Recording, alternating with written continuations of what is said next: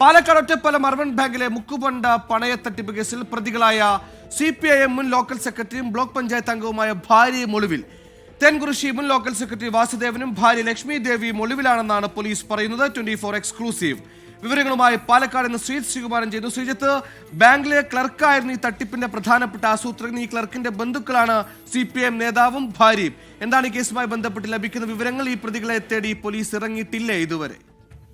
Police എന്തായാലും ആ പ്രതികളെ തേടി ഇറങ്ങിയിട്ടുണ്ട്. CPIM ഭരിക്കുന്ന ബാങ്കാണ്. CPIMന്റെ ബാങ്ക് ചെയർമാൻ ഏരിയ കമ്മിറ്റി അംഗം U രാജഗോപാലിനോട് അല്പസമയം മുൻപ് നമ്മൾ സംസാരിച്ചിരുന്നു. അദ്ദേഹത്തിന്റെ പ്രതികരണവും നമ്മൾ എടുത്തിട്ടുണ്ട്.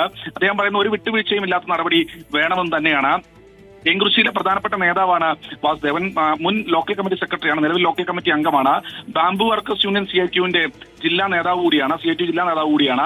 എന്തായാലും ഈ ബ്ലോക്ക് പഞ്ചായത്ത് അംഗം ഭാര്യ ലക്ഷ്മി ദേവി തേങ്കുറിശ്ശി ഡിവിഷനിൽ നിന്ന് തന്നെയാണ് കൊഴൽമന്ദം ബ്ലോക്കിലേക്ക് തെരഞ്ഞെടുക്കപ്പെട്ടിട്ടുള്ളത്. ഇവരിപ്പോൾ പക്ഷേ തേങ്കുറിശ്ശിയിൽ താമസമില്ല, വെള്ളിനേഴിയിലാണ് താമസമെന്നാണ് അറിയുന്നത്. എന്തായാലും പോലീസ് ഇവരെ തേടി ആ മേഖലയിലേക്കൊക്കെ പോയപ്പോൾ ഇവർ ആ പ്രദേശത്തില്ല, കുടുംബത്തോടെ നാടുവിട്ടിരിക്കുകയാണ് എന്നാണ് അറിയിച്ചിട്ടുള്ളത്.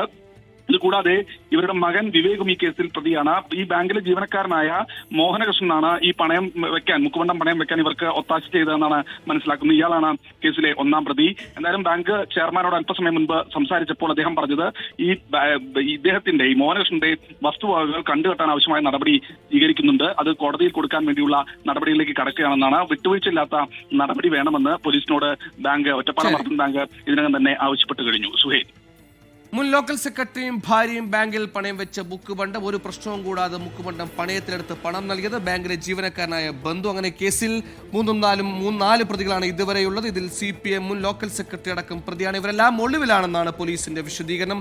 ശ്രീജിത്താണ് വിശദാംശങ്ങൾ നൽകിയത്.